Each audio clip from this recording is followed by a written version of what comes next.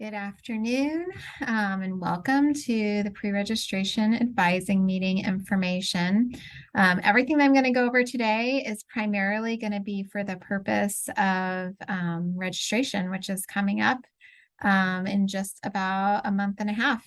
And so as you have questions, concerns with this information, the best person for you to contact is your academic advisor.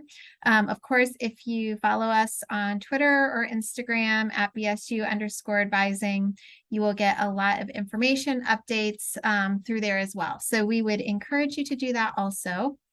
What I'm going to cover today is how to access and use DegreeWorks, which you may have already discovered and been using, but we will briefly go through that. I will talk about how to register for classes, kind of the process for it, when to do it, everything that sort of goes around that, how to connect with your academic advisor and other people through Navigate, and how to schedule an academic advising appointment, which if you haven't done that yet, I would advise that you do that sometime within the next couple weeks, just to start thinking about spring registration.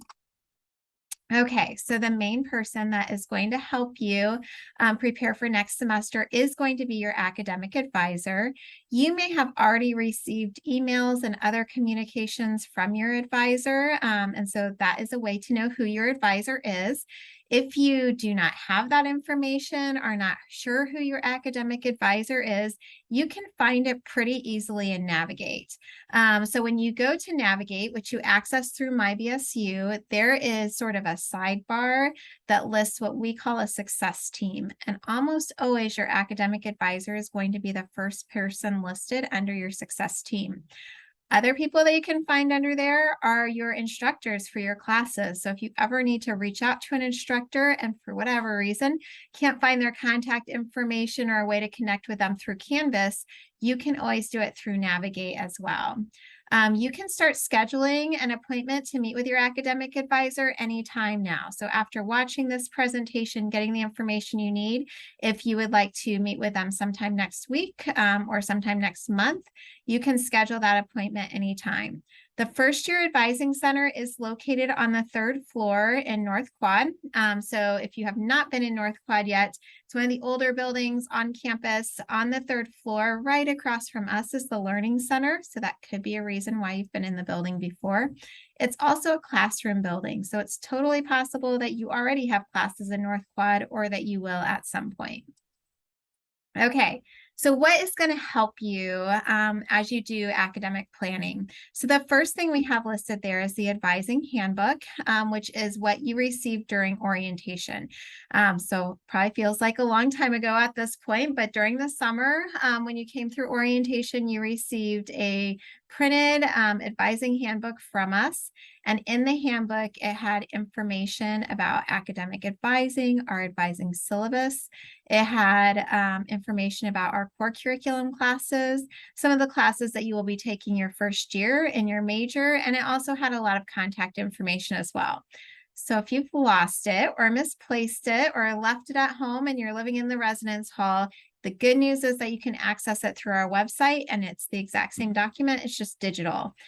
You will also use DegreeWorks. So DegreeWorks is personalized, individualized resource for you that tells you exactly what classes you need to take in order to graduate. So depending on what your major is, you may have received information from a department on campus that is like a paper handout, right? That says, here's what you have to do for your major.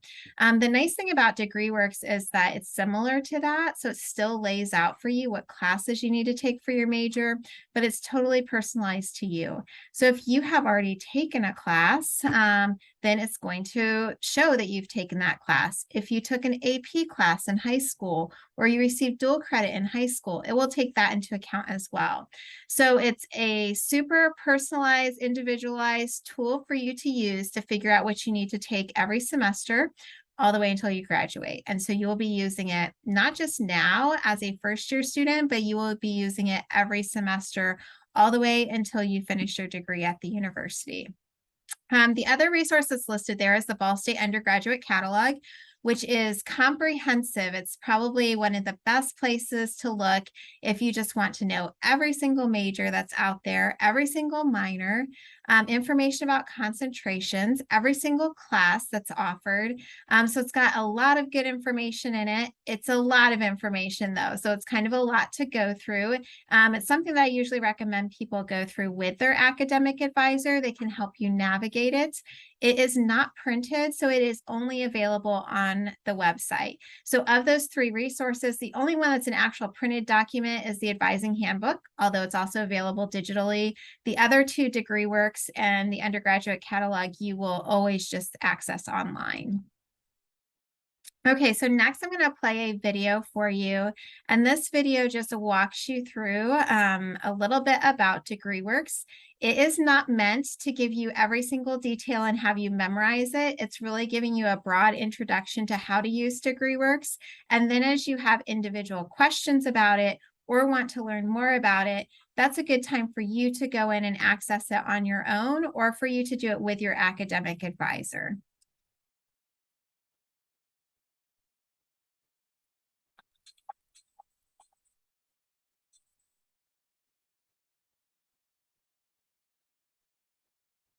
First, to get to your personal DegreeWorks page, you should navigate to your My BSU dashboard. Once there, click on the self-service banner. On the following page, select the student link. In the following menu, select DegreeWorks for students. This will take you to your DegreeWorks homepage. You should see a block with your student ID, your name, and your degree.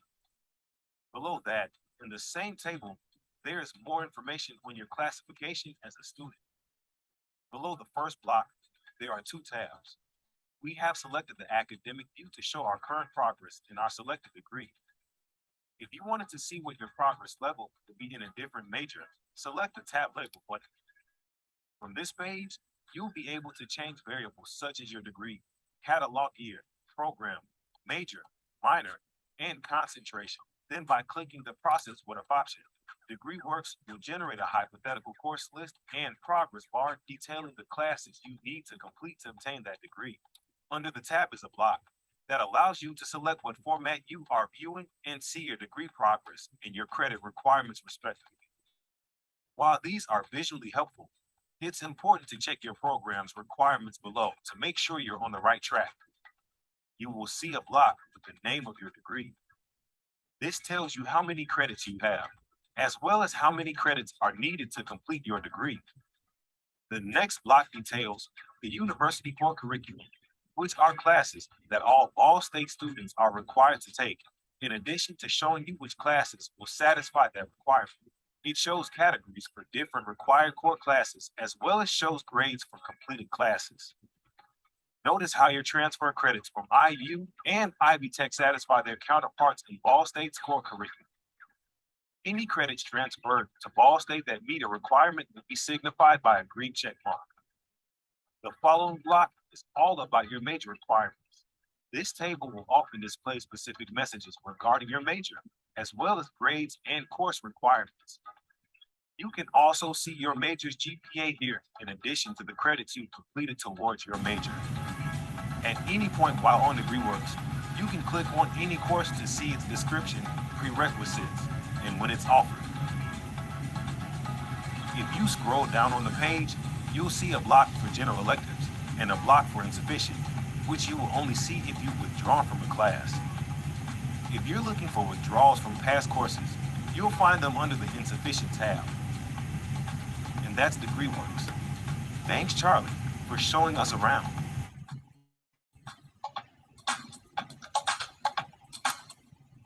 Okay, so jumping back in, the next thing that we're going to cover is how many classes you should plan to take. And this is probably not going to be the same thing for every student.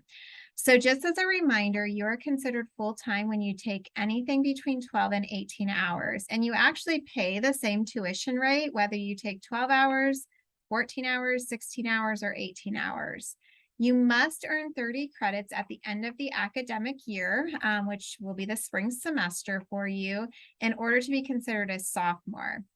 So if it's a goal for you to be a sophomore next year, and a goal for you to kind of stay on track with your academic program, then you probably want to average the 30 credit hours each year, which means that you're going to be taking about 15 credit hours per semester. It's pretty easy math.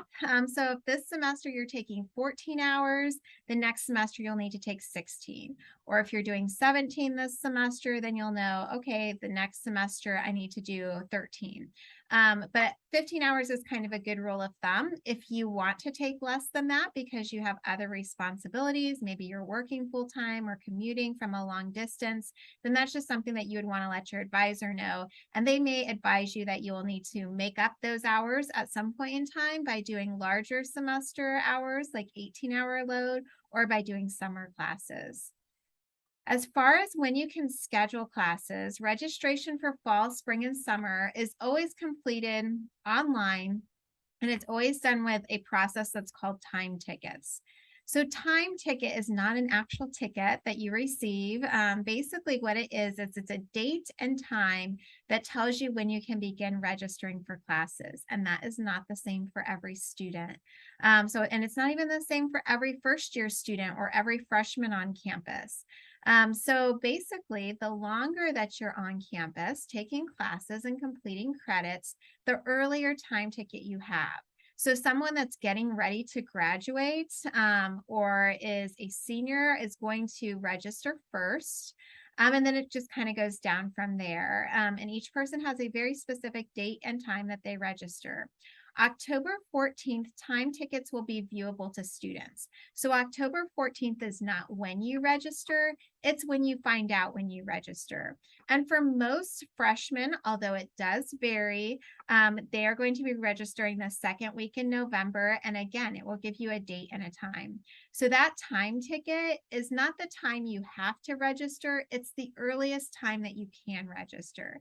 Now, because classes fill up, we always advise that you register for courses when your time ticket opens. But if something happened and you totally forgot about it, you were out of town, you just missed it, and a week goes by or 2 weeks go by, you can still register. You just may not have as many class options or as many options with the dates and times that you had in mind. To check your time ticket, which you cannot do until October 14th, you will want to go into self-service Spanner. You will click on a link at the top of the page that says students, and that will take you to a page that looks something like this. Now, you may have noticed that we are kind of going between two different versions of self-service Spanner. So if your screen doesn't look exactly like this, you can still follow along and figure out the steps. It just may look different. So from here, you will click on the Prepare for Registration tab, which is going to take you into a screen that looks a little bit like this. Your time ticket is going to be listed under registration status, and it includes the date and time you can begin registering for classes. So the first thing you see there on the left side, though, is a bunch of green checkboxes, and that's what you want to see. So it's indicating to you that everything's good to go. You can register once your time ticket opens. Sometimes we see ones that have some kind of warning on them. So the reason that would be if you have a hold for some reason on your account. And some things that cause holds could be a financial reason. So maybe a late tuition payment, maybe a parking ticket that's overdue, or several parking tickets that are overdue. It could be related to a health center hold, which means maybe they're still waiting on vaccination records. So multiple things could be listed there. You want to make sure that those are all green check boxes and that nothing will prevent you from registering for next semester's classes. Right under those check boxes, you see a gray bar, and that gray bar is going to tell you that time ticket. So that's going to tell you the date and time that you can register for classes. On the right-hand side, we do always suggest that people check their curriculum to make sure that your major is listed correctly, your degree is listed correctly, and that if you have a minor or concentration, those are listed as well. So if you look at that and you notice something feels off, or maybe you have questions about what's listed there, that would definitely be something that you would want to talk to your academic advisor about. Okay, how do you schedule classes? Really, there's just 3 steps. I'm going to go through each one briefly. You will meet with your academic advisor. That's step number one, the most important step to begin with.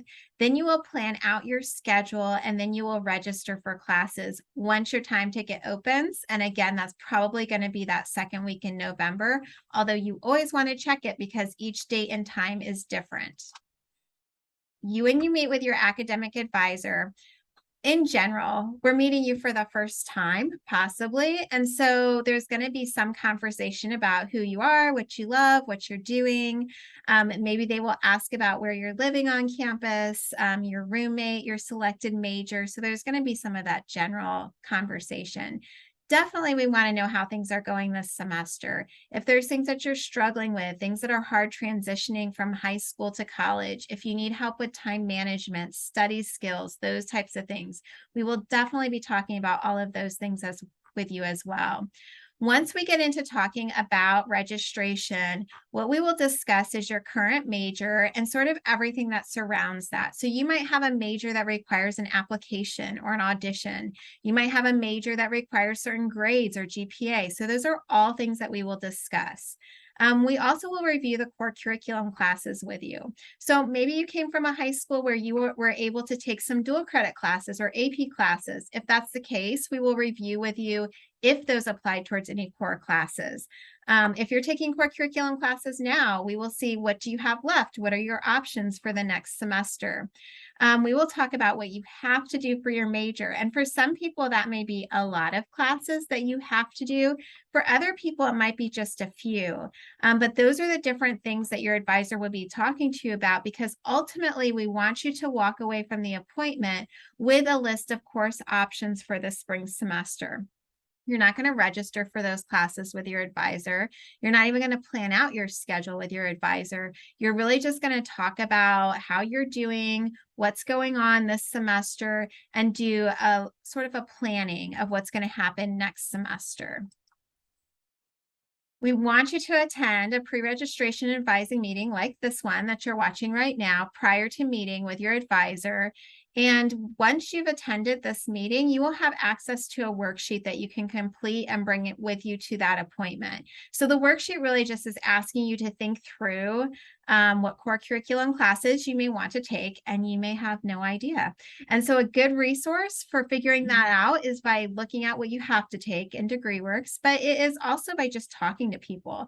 So if you have a friend or a roommate or somebody in one of your classes or in a club or an organization that tells you like, hey, I loved this class, then that can be a good one to consider taking. Or they might have certain instructors that they like, or certain days or weeks that they recommend taking classes at a certain time. So those are all things that you can consider. Definitely your peers are always good resources. Instructors in your current classes can be great resources as well. So fill out that worksheet or at least review the worksheet, and then you will bring that with you to the appointment. To schedule an appointment with the advisor, you will do that through Navigate and you can schedule it online. So the nice thing about that is it's the internet, right? It's open all the time. So you can go home at 11 o'clock at night and schedule an appointment with us. You can schedule an appointment with us if it's 2 o'clock in the morning and that's when you're thinking about it. But our office is always going to be open 8 to 5, Monday through Friday. So that is typically when those appointments are going to take place. If you are not able to access Navigate for some reason, or just prefer to call or come in to schedule an appointment, we are always willing to do that as well. So you can call our phone number 765-285-1161 and schedule an appointment over the phone, or you can just stop by our office in North Quad and our receptionist would be happy to schedule an appointment with you. Prior to your appointment, like I mentioned, you will complete the worksheet that is sent to you, and there's also links to that worksheet on our website. You will review your DegreeWorks degree audit. You don't have to know every single thing about it or sweat all of the details. Just have sort of a general idea of what it is and have pulled it up and looked at it. And then you can review the other academic resources that I mentioned earlier, like the course catalog, like the advising handbook. And just bring that stuff with you to the appointment, and you can use those resources with your academic advisor. After you have met with your academic advisor, you will plan out your schedule. So during summer orientation, this is something that we generally do for you, right? So you come to orientation, we tell you what classes to take, we talk through what core choices that you have and you select those, and then we register you for those classes and you walk away and your schedule's done. So everything's a little bit different kind of from here on out. So every semester from now on, you'll meet with your advisor to discuss classes. They will make recommendations to you and tell you what you need to do to stay on track. But ultimately, you will be planning out those classes and registering for those classes on your own. So when you plan your schedule, you will look up your classes through Self-Service Banner. And if you looked right now, that may not be available to you. It will open up and list all of the spring semester classes on October 14th. So when you log in, you may see different semesters listed, but you will not see spring semester 2023 options until October 14th. After you have selected the browse classes, then you will go and you will select the correct term. Depending on when you are looking at it, it may default to spring 2023 or it may pull up fall 2022 first. You can switch it. You can pull the drop down and select the correct term. Then you'll click submit, and then you will put in the class or a class that you discussed with your advisor. So if you discuss taking History 150, like in this example, you just select the subject and you put in the course number, you hit search, and what it's going to pull up for you is a list of every single course that is offered for that semester. It will give you all the information that we have on that class. So it will list the title of the course. It will list the building location if that's been assigned. It will list the days of the week and the time for the class. And if the professor has been assigned to the course, it will list that information as well. So you can filter that in a sense. So you can select, I guess is the right term, according to what is important to you. So if time is most important to you, or the instructor is most important to you, you can kind of make those decisions along the way. Because at this point in time, you are in total control of picking out your classes. And so you can select based on what you want. The most important thing when you're looking up classes and planning ahead is the course reference number, which is what the red arrow is pointing to. The course reference number is what we actually input when we register for classes. So if you're using a scheduling grid, which we provide to you and your advisor will give you when you meet with them, then that is something that we would have you write down on the scheduling grid. So again, if a class is full at the point that you're looking it up, it will let you know that. If there's still space in it, it will let you know how many spaces are in the class too. The last step is to actually register for classes. So if you've followed the process, you've already met with your advisor, you've already planned out your schedule, and now you just need to submit it. So just like everything else, you will register for classes through Self-Service Banner once your time ticket opens, which again is likely to be around the second week of November. Time tickets for everyone open sometime between October 31st and November 11th. So by November 12th, everybody's time ticket should be open. Again, your time ticket never closes. So once you register for classes, if later you need to go in and change something because you've changed your mind about something, you are certainly welcome to do that. So to register for classes, you will click on the appropriate link that says register for classes. Then you will enter in your course reference numbers and you will submit your classes that way. And just a reminder that you may see a self-service banner screen that looks different. And that could be based on the fact that we are switching systems to a newer version of self-service banner right now, but it will still work. If you do have problems with it, you always want to contact your academic advisor. Most advisors will be checking schedules in November too. So typically if your advisor sees that you've put in something surprising or forgotten to register for classes totally, they would reach out to you and discuss that with you.